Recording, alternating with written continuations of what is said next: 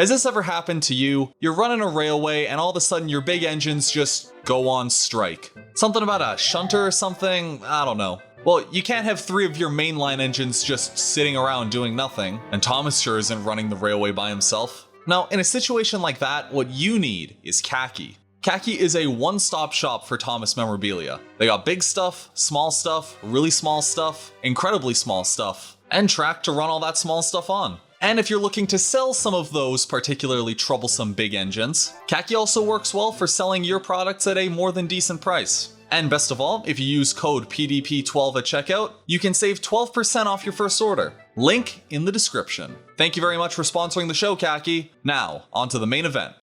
Thumbnails, the cover page of a video. On a site like YouTube, these are essentially your video's first impression, and an eye-catching thumbnail can easily get someone's attention when they're scrolling through the endless stream of content the internet has to offer. While I don't personally think a cover is always a good representation of the work's quality, I can't deny having a thumbnail that pops out in a crowd is crucial to making people want to watch your video. And as someone who's been using Photoshop to make a ton of graphics, customized images, and yes, thumbnails, I'd like to think I've gotten quite good at being able to pick apart the different elements and effects used to make the thumbnails of videos that you've probably seen floating around in the ethos. And so today, I thought it would be fun to go over my approach to making thumbnails, the elements I like to use, and maybe give you some new ideas for your own work. But before we get into the actual process, let's talk about what makes a good thumbnail.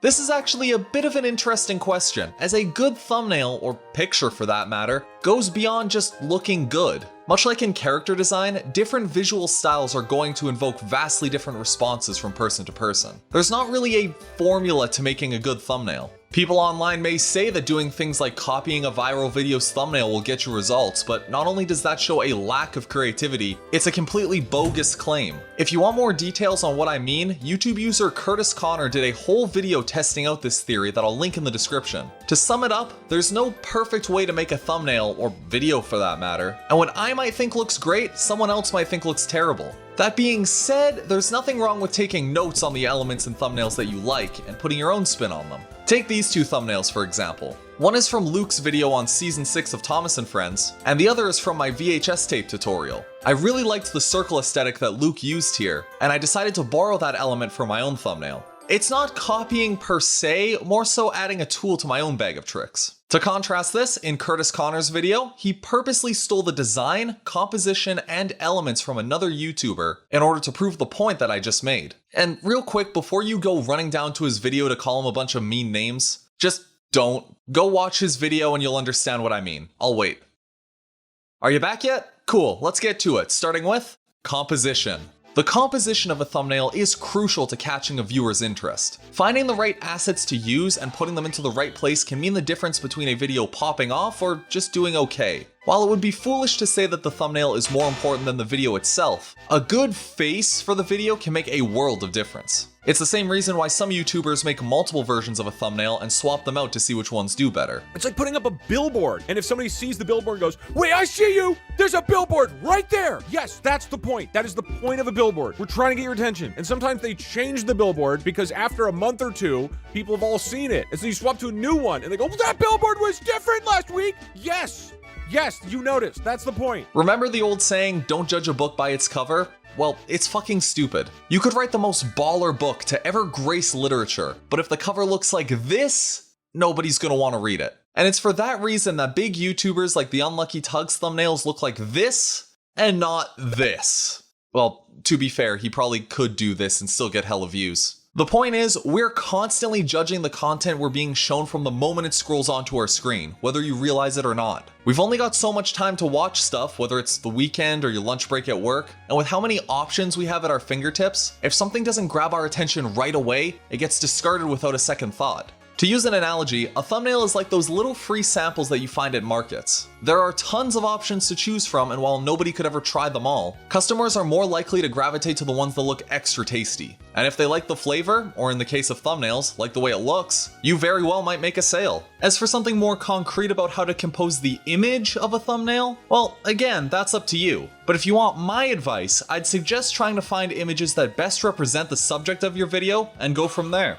keep things from getting too cluttered, make sure to balance the left side of the frame with the right, and use text to enhance the thumbnail but don't make it so overbearing that it overtakes the image. Putting the title of the video in the thumbnail can work sometimes, but when it's taking up 80% of the screen, yeah, maybe tone it down a bit. Now, there's one more thing I'd like to talk about before we get started on the thumbnail process, and that's recognizing the different elements used to make a thumbnail. Now, thumbnails come in all varieties, and an important part of stepping up your own designs is being able to look at what you like in a thumbnail and learning how to recreate that effect. Not the thumbnail, the effect. What I like to do is break the thumbnail down into its core elements, as some of the most eye-catching effects use the simplest tricks. Let's start by taking a look at the one I made for my video on trucks. As you can see, I'm using a railway series illustration that's been edited using Photoshop's hue changing and mask tools, with Peter Sam taking up the right side of the frame. To balance things out, I've got clearly readable text in the top center left side of the thumbnail, and I'm using that circle effect from earlier to show off the other two versions I'll be talking about.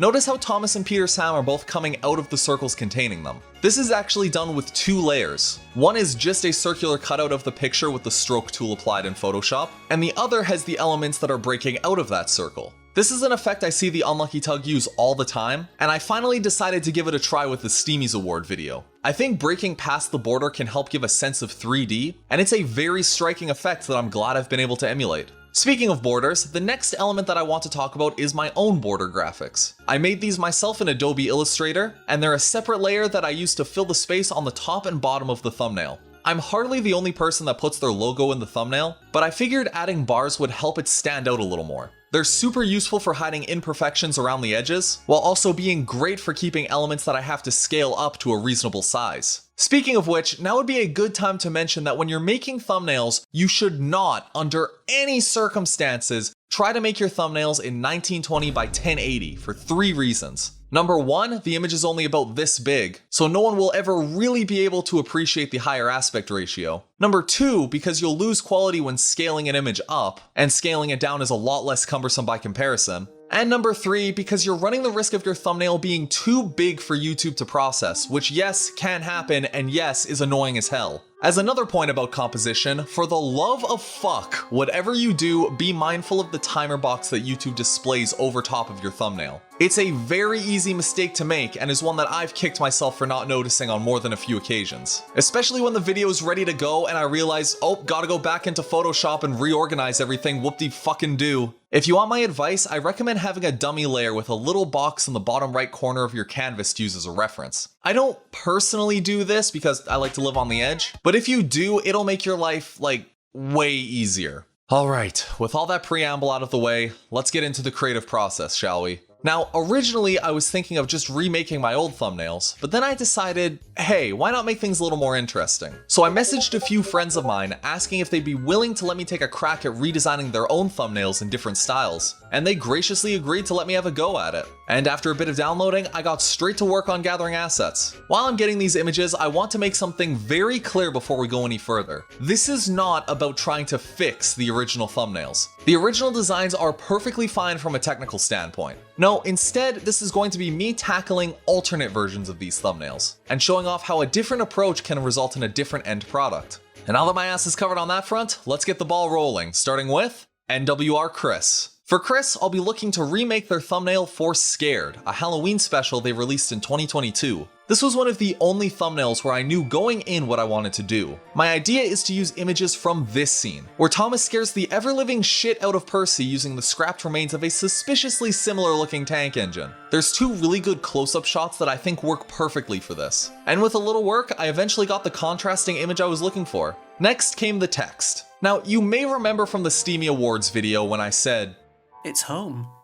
I think the font choice could be a little better, but other than that, it's great. And it rightfully got made into a meme. And before you say anything, yes, I was well aware of the whiplash that line had well before I posted the video. But the reason I brought it up is because font is actually an incredibly big deal in the world of graphic design. I could teach an entire lecture about why certain font styles are used in certain contexts and what the difference between serif and sans serif is, but that is very much a topic for another time. For now, all you need to know is that font is incredibly important in creating a certain tone in visual design, and thus I chose a spooky looking font to fit the bill. After that, all I did was touch up the color correction on the faces a bit and move Percy's facial features around so you could see them a bit better. And just like that, the first thumbnail is done. Thanks, Chris. Next up is Luke's video on Grand Puff. This is a really fun one for me because I get to remake the thumbnail for the very first video of Luke's that I ever watched, so here's hoping I do a good job. I'd originally wanted to do the inverse of what Luke had done in his thumbnail, using a Railway Series illustration as the main picture, with Model Series stills in the circles. But after I did some digging, I realized that there just aren't any pictures of Duke and Falcon resting side by side without Stuart sitting in the middle. Since I don't have the patience to cut these two out and move them around, I decided to go with a still from the adaptation. Only to run into my next problem, none of these angles were doing it for me. It's amazing, for an episode with so many great shots, the composition just wasn't conducive to what I wanted for a thumbnail. But then, I had a breakthrough. Production stills. Angles for alternate shots that don't appear in the episode, but instead would be used for magazines, VHS covers and the like. And sure enough, I found one that perfectly fit the idea I had in my head. Well, except for that. For some reason, and I don't know why, the crew often put Rheneas's face on Falcon,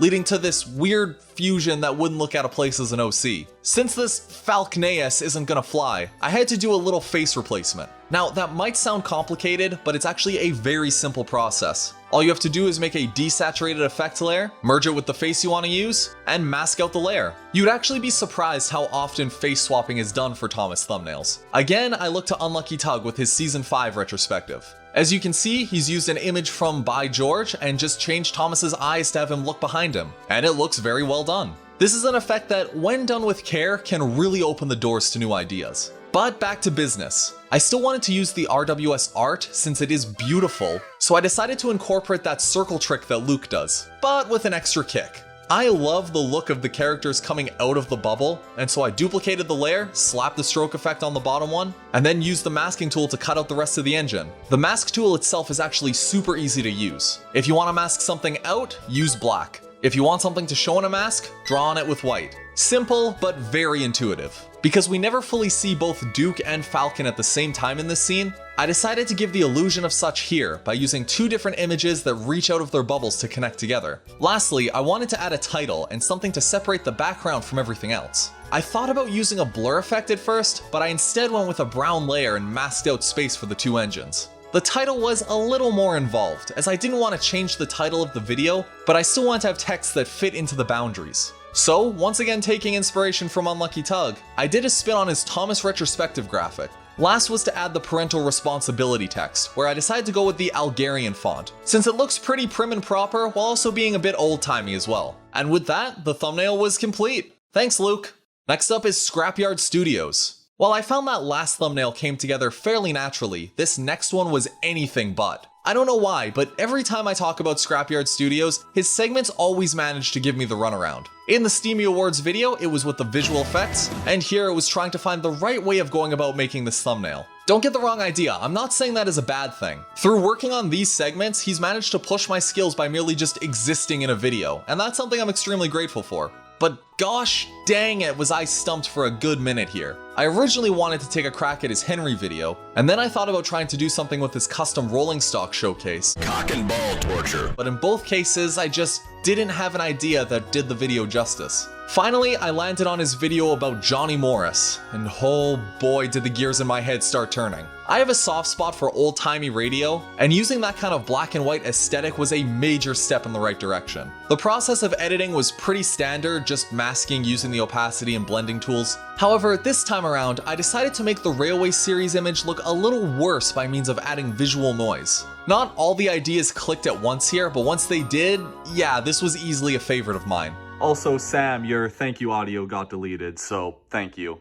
Fucking love audio. Next up to bat was the Miller Station, who actually was a little trickier than I first thought. See, I originally wanted to use stills from James and Fergus, but I didn't just want to copy the original thumbnail style. However, it just so happens that while working on a totally separate video, I had a breakthrough. What is that? Edward escapes the motherfucking blast. High intensity, lots of action, it was practically calling out to me. And once I found my base shot, I was off to the races. I duplicated the layer, cut out the sky, plopped an explosion from Google in there, and added a radial blur to give the same sense of desperation the final video has. And since it's a Miller Station video, I slapped on the same border that he uses, making sure that Edward popped out a little using masking effects. I know it's not technically accurate since Edward is pushing his train, not pulling it, but fuck it, you know? Not the most ambitious one of the lot, but I'm still quite proud of it. Thanks, Liam. And now, we come to what I consider the final boss of this project, Carson's